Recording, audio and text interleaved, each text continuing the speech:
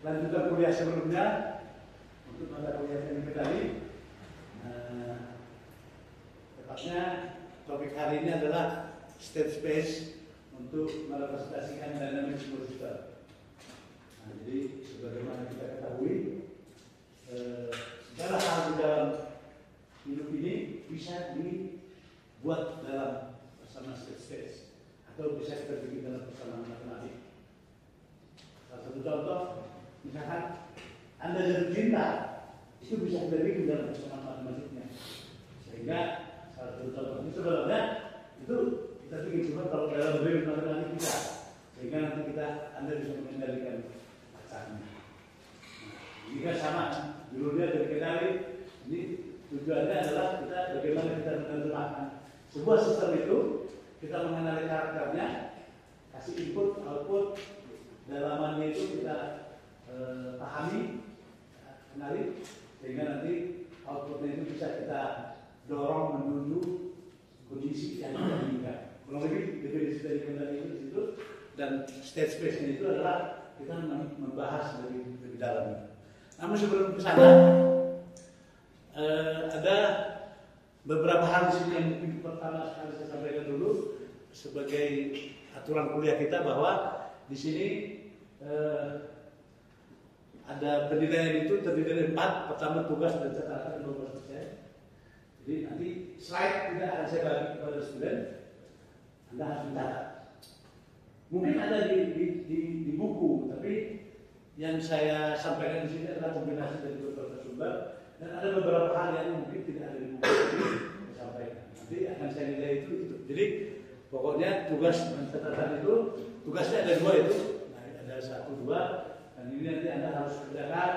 Nanti akhir tugas 1 harus dipresentasikan pada saat sebelum UTS, tugas 2 itu sebelum UAS, dan yang kedua ada kuis namanya 15%. Nah, kuis ini agak beda dari yang lain, bahwa di sini Anda kalau hadir setiap kuliah selalu hadir dan selalu rajin mencatat, kita tidak perlu kuis. Nah, tapi ketika nanti saya cek absennya kurang dari, ada absen kehadiran itu kurang dari 92%, maka kita akan kuis. Jadi saya suka kuis itu kalau studentnya malas. Tapi kalau studentnya rajin nggak usah kuis. Jadi nanti nilai kuisnya itu 100% buat Anda. Jadi semua nanti hadir semua nggak pernah kuis, berarti nilai kuis semua 100. Silahkan dipakai caranya atau tidak, silahkan. Win-win solution kita, karena kalau kuis juga merepotkan saya.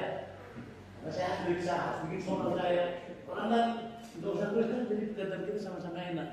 Anda dapat 100, aku nggak usah capek. Nah, yang ketiga dan keempatnya adalah ada TS dan UAS ini, saya kira ini default. Kita harus mengukur. Saya kasih materi, Anda harus saya ukur. Ini tingkat pemahaman di mana. Totalnya gini, dan ya, intinya untuk dapat C itu saya kira default Anda bisa dapat. Nah, yang berikutnya adalah kenapa perlu harus mencatat? Karena sebagaimana ilmu brain itu, Anda harus mengulang itu. Jadi Anda dengarin, konsentrasi, baca.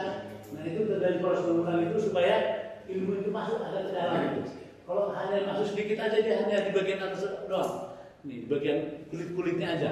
Tapi kalau diulang, itu akan masuk ke bagian paling dalam, dan sehingga pemahaman ataupun itu kenapa saya kasih jatah 15% itu kalau Anda mau menulis itu. Jadi tidak bisa berpikir, hanya rajin konsentrasi, ikut kuliah. Karena saya pikir kan ada hal di sini juga memang udah harus ikut kuliah ya. Nah, yang ini sebagai capaian pembelajarannya dari kuliah ini, dari kendali, Anda harus mampu menggunakan matematik itu di dalam pengembangan teknologi. Nah, ini khusus ini yang sekarang berkembangnya AI. Ada kesannya buat mahasiswa itu seolah-olah dengan adanya AI everything solved. Itu salah. Kalau kita mengembangkan AI, kita harus paham what's behind of the system. Apa matematiknya, seperti apa karakteristiknya. Semakin kita pahami itu dan kita menggunakan AI, sistemnya akan makin bagus. Jadi juga kita harus mampu menghadapi kalau kita di sekitar kita ini ada persoalan di sini. Sebenarnya ketika kita keluar dari pintu, ada banyak masalah di situ. Gimana kita menerjemahkan ini dengan mengimplementasikan dan dikendali? Contoh misalnya kalau di rumah itu tiba-tiba orang mampet gitu, masa harus manggil tuan dari PDAM gitu. Atau kalau listrik mati ini ada gimana nya? Masa kita harus mengendalikan itu gitu, harus manggil PLN kan gitu kan? Itu tidak benar gitu. Jadi harus mampu lah, dan kalau kita bergabung dengan masyarakat, itu sebagai capaian lulusan ini nantinya. Dan bagaimana ketika kita berinteraksi dengan masyarakat yang lulus, bagaimana ilmu-ilmu yang ada di dalam ini, kreativitas itu bisa dimanfaatkan di sana. Dan terakhir adalah ketika kita punya sesuatu, ya, ini harus bisa kita komunikasikan kepada komunitas. Jadi nanti akan diuji dari bagaimana Anda mengenali masalah, bagaimana Anda menerapkan ilmu itu untuk menyelesaikan masalah itu dalam tugas-tugas yang tadi proyek. Dan untuk pembelajarannya adalah yang paling utama adalah di sini kan kita bicara ada input, output, ada dinamiknya. Nanti kan di end dari kuliah Anda harus bikin namanya tugas akhir. Anda harus menjawab 90% persoalan di dalam penelitian adalah masalah di dalam pengambilan data. Nah, untuk itu nanti di sini kita harapannya Anda akan diperkenalkan ini instrumen-instrumen, namanya ada sensor, ada aktuator, ada transducer, ada controller, segala macam. Nah, ini bagaimana ini berinteraksi untuk membangun sebuah sistem sesuai dengan yang kita inginkan. Kurang lebih itu menjadi capaian mata kuliahnya. Nah, sebagai pengantarnya adalah ini ada sebuah sistem kita tadi sebutkan, ada namanya input, ada output. Nah, kita lihat di sini ada namanya di dalam ada state, itu namanya state space. Jadi semua variabel yang ada di dalam itu disebut, kita bisa definisikan menjadi state. Contohnya paling gampang itu tubuh saya ini sebagai satu sistem, inputnya itu berarti adalah bisa saya dapat dari lewat mata, lewat telinga, lewat mulut. Nanti itu inputnya masuk ke dalam tubuh saya. Nanti bisa saya tambah tinggi, saya bisa tambah pintar, itu outputnya. Nah, itu dalamnya itu ada neuron, ada usus dalam tubuh saya, itu namanya dalamannya. Nah, ini dibikin menjadi satu state. Misalkan itu neuron brain itu X1, nanti usus panjang itu X2, atau jantung itu X3. Nah, itu nanti kita definisikan karena kita nggak bisa ukur di dalam. State yang di dalam itu nggak bisa kita ukur dan nggak kelihatan. Tapi kita harus paham cara kerjanya bagaimana. Bagaimana dia mengambil input itu, memproses itu sampai dia contoh menjadi tambah pintar, kan gitu kan? Nah, kita dengan informasi itu sampai ini anaknya tambah pintar dalam tahap pendidikan. Itu outputnya. Jadi ini kita harus pahami ini sehingga memang nanti ini yang mau kita kendalikan itu, kita kontrol itu, state itu kita kontrol supaya dia lebih cepat responnya menuju desired output gitu atau output yang diinginkan. Konsepnya begitu sebenarnya. Jadi adalah kita petakan sebuah sistem itu input output, dalamannya itu kita buat menjadi state space. Nanti state space itu menjadi satu persamaan matematika. Ini dia state itu nanti ketika diturunkan dia menjadi seperti ini, ada X1 sampai XK. Dia menggambarkan ada dia sebagai fungsi variabel state yang lainnya di dalam sama fungsi input ya. Nah, kalau kita terjemahkan itu ini menjadi state vector, ini menjadi input vector, dan ini menjadi derivatifnya. Kalau kita buat dalam persamaan matematik, secara gampang ini kalau ini sebagai x-nya ini menjadi turunan, ini menjadi semua koefisiennya itu menjadi matrik A, x1 itu menjadi vektor sampai xk gitu. UK-nya itu ada di B-nya ini. Jadi, koefisien U-nya menjadi B, koefisien X-nya menjadi A. Atau kita buat dia secara simpelnya menjadi AX tambah BU. Ya, jadi, nah sekarang kalau kita lihat dari sini, nah sama ada outputnya C kali X kali ini, bahwa Y-nya itu perkalian dari C terhadap state internalnya. Nah, tapi yang paling utama perlu kita lihat di sini nantinya, di dalam semua sistem teknik kendali atau dalam teknik kontrol atau apapun itu, yang menjadi faktor utama itu nanti adalah A. A inilah menggambarkan sistem yang sesungguhnya. Jadi kalau tadi kita menggambarkan dalam satu space, misalkan Anda jatuh cinta dengan pacarnya, gitu ya. Nah, itu Anda berarti karakteristik pasangan itu ada di A, di matriks A itu. Jadi artinya dia apakah dia banyak uang, nah, dia terus doyan ngambek, gitu. Nah itu tergambar di dalam state A itu, gitu. Nah jadi, berarti nanti sehingga kan karakternya kan tidak bisa diubah, tapi itu bisa kita tune gitu loh. Namanya ketika kita kasih kontrol. Nah, contoh tadi itu dia ngambek sama kalau dikasih duit dia senang, tapi dia juga begitu dimarahin juga dia ngambek. Gitu. Nah ini ada trade off-nya. Nah ini nanti sistem kontrol itu akan ngasih batasan. Kamu boleh ngasih uang sekian terus intonasi suara juga maksimum sekian, sekian desibel gitu kalau misalnya. Jadi ukurannya. Nah itu masuk di dalam sinyal kontrolnya, sehingga kita bisa mengendalikan nanti bahwa sang pacar itu tidak akan pernah marah lagi gitu. Jadi kita bisa kondisikan itu berdasarkan nilai karakteristik yang ada di sini. Nah ini secara globalnya bisa kita lihat ini state equation-nya, output equation.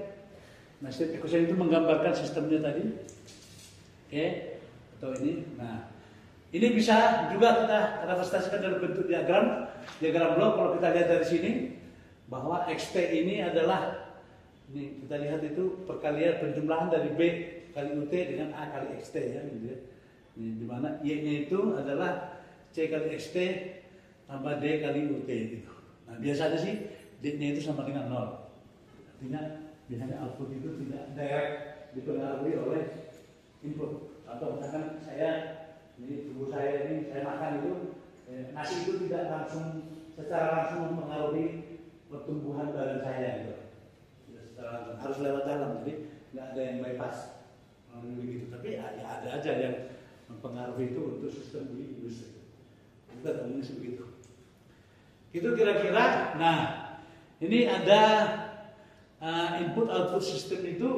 Kenapa kita bisa perlu membuat itu menjadi state space atau membuat itu adalah ada beberapa karakteristik di sini. Tujuannya adalah internalnya itu lebih mudah kita pahami tadi.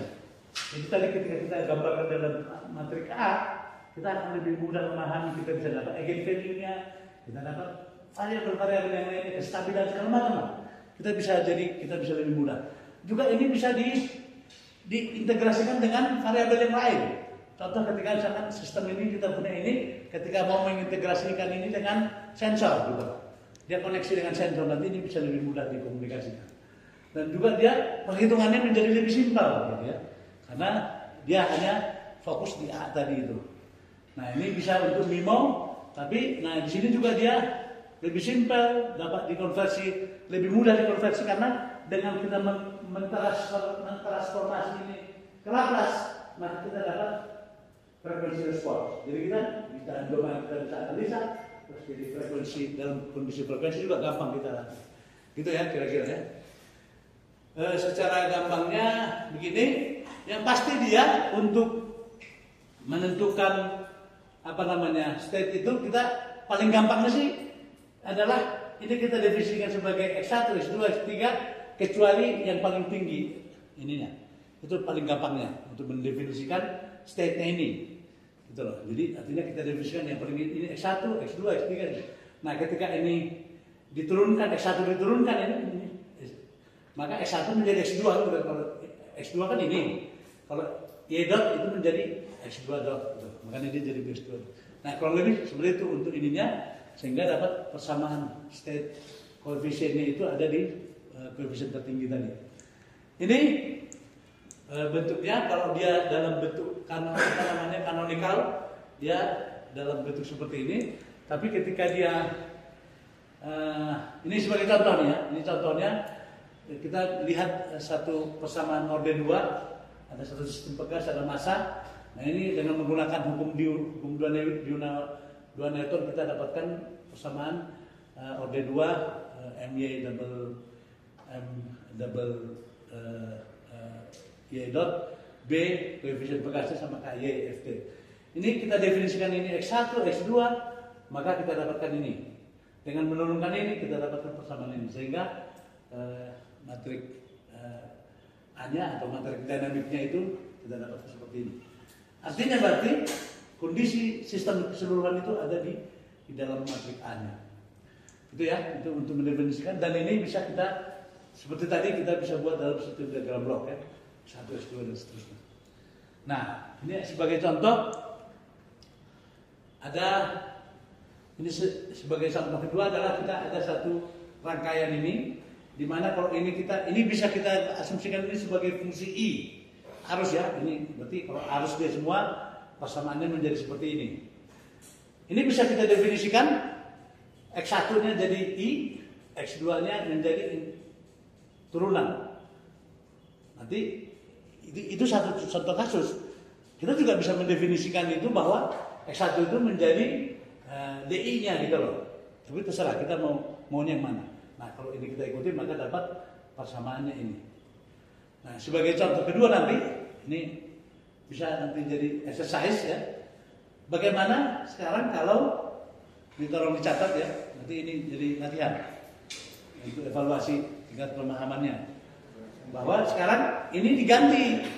Sekarang ini jadi fungsi arus, ini sekarang jadi fungsi tekanan. Semua jadi E semuanya. R-nya ganti jadi E kan gitu. Tekanan I kali R. Ini jadi VL gitu loh. Jadi semua jadi fungsi tekanan. Sehingga nanti kita definisikan ini bagaimana kita bisa mendapatkan ini. Oke, nanti saya ingin tahu ini bisa nggak dapat ini dari persamaan itu. Yang pasti variabel A-nya ini ada yang salah. Ini sengaja saya bikin salah. Nanti saya cek ini ada yang bisa menentukan bagaimana kesalahannya. Oke ya. Ini contoh exercise yang kita dulu. Ini exercise-nya. Oke.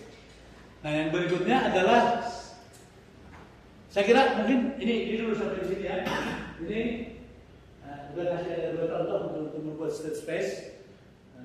Sekarang kita sebelum melihat latihannya itu, saya pengen lihat dulu ini ada pertanyaan dulu. Ada pertanyaan?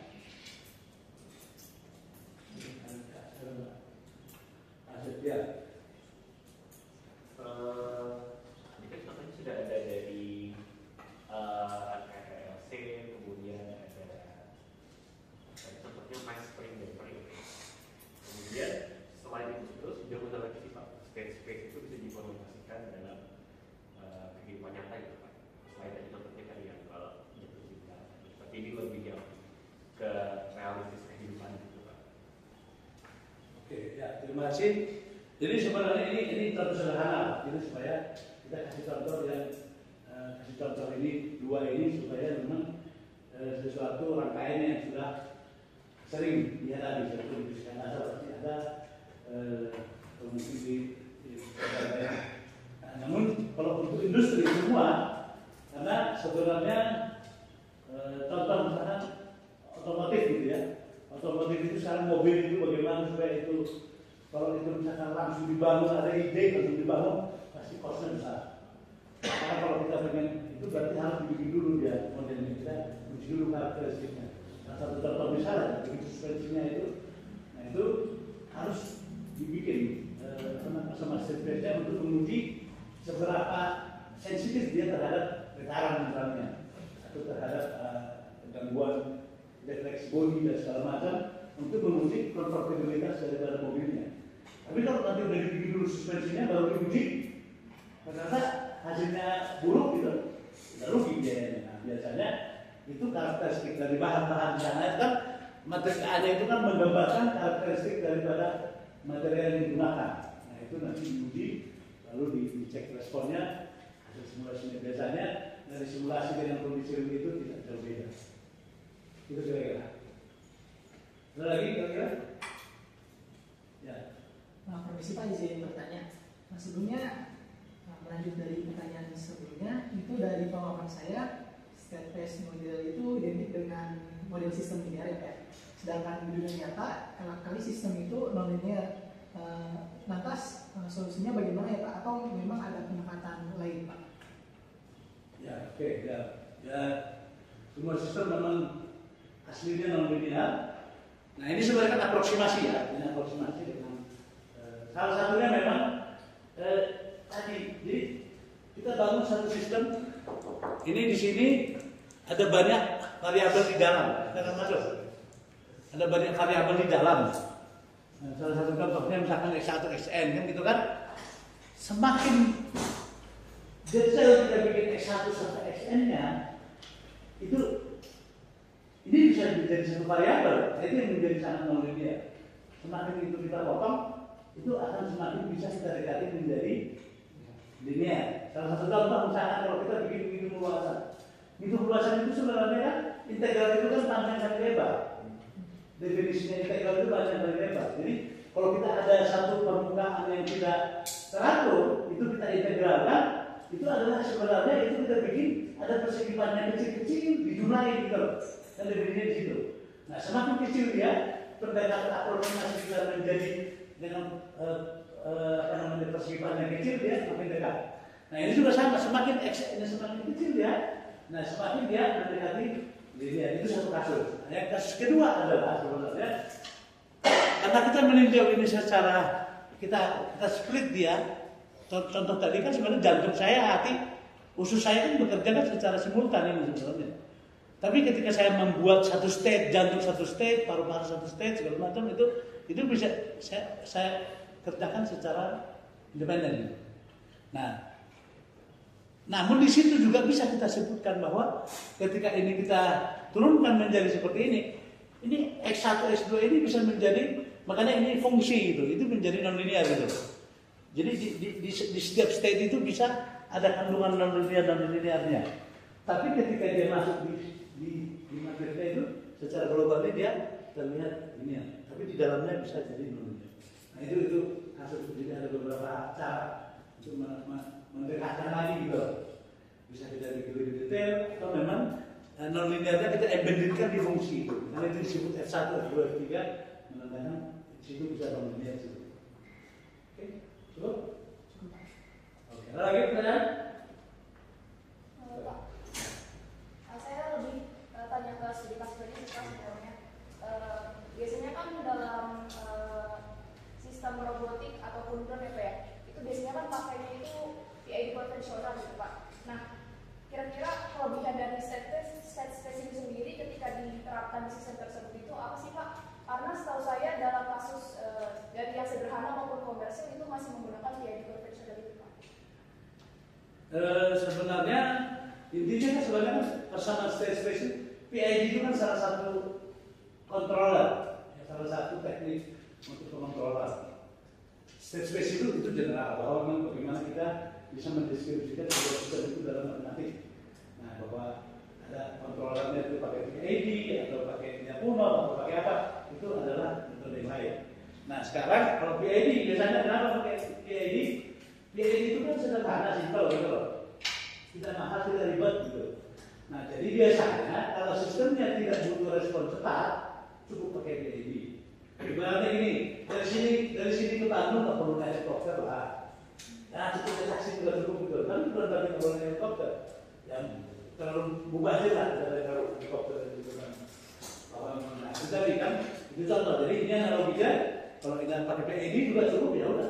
Kalau misalkan contoh, misalkan ngisi tangki gitu loh. Ngisi tangki itu kan nggak mungkin dia cepat penuh dan cepat kosong. Kan pasti butuh waktu dia ngisi kan. Sehingga dia kalau udah bikin pipa ada sendiri drum kan nggak ada lagi bukan ngisi tangki namanya bikin pipa kan gitu kan. Jadi pasti butuh waktu. Itu respon lambat namanya. Contoh biasanya industri proses itu dia rata-rata butuh respon lambat. Nah itu PID itu kan lambat ya. Nah itu bisa kita ulang. Nah, makanya kalau kita pakai saya mau pakai smart ini, advance ini segala macam, kadang-kadang itu jadi pertanyaan, apain pakai itu? Pakai PID juga cukup gitu. PID itu sederhana, murah, nah, tapi memang dia lebih cenderung dia untuk cepatnya respon lambat. Suspensi pakai PID nggak masuk, karena dia getarannya kan cepat tuh. Dia kan harus mengubah dinamik, mengubah frekuensi itu harus seirama dengan frekuensinya si input gitu. Kelamaan dia mikirnya gitu loh, mengubah variabel PID-nya.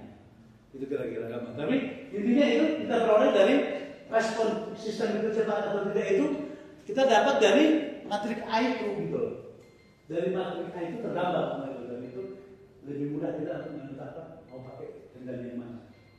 Kira-kira. Oke? Ada Lagi? Cukup ya? Nah ini ada, tadi ini ada untuk apa menguji saya dengan paham nih. Ini sekarang untuk yang soal ini tadi, yang mana yang salah ini? Materi yang mana? Aku pengen lihat. Kalau tadi itu, yang kedua kalau kita, jadi ini menggambarkan bahwa satu sistem itu bisa dibikin dengan dinamika yang berbeda. Nah, aku melihat dulu itu yang salah yang mana? Bisa nggak dapat sama dengan sistem baru? Oke. Nah, ini masih kurang nih. Bukan itu yang salahnya. Ini gimana Pak?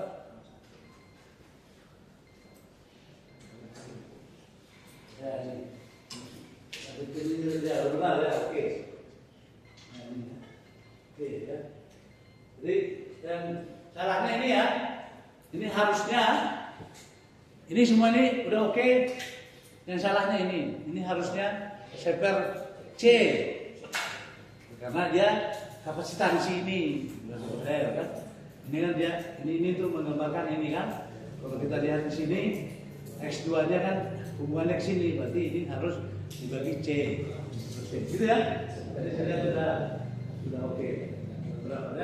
Yang belum nanti kalau nama tarik sama satu. Saya kira cukup hari ini untuk mata kuliah kita. Silahkan dikerjakan proyeknya, itu dicicil. Jangan lupa catatannya dikumpulin kalau mau dapat jatah 12% terus. Dan juga minggu depan kita lanjut nanti mungkin untuk persamaan jalan yang lebih kompleks. Ini kan baru ada 2, atau 3, atau 4, dan yang lebih besar lagi bagaimana ini kita juga aplikasi untuk berbagai itu. Saya kira cukup demikian hari ini. Terima kasih dan sampai jumpa. Jangan lupa disiapkan ya. Satu lagi dalam hal titik. Oke. Terima kasih.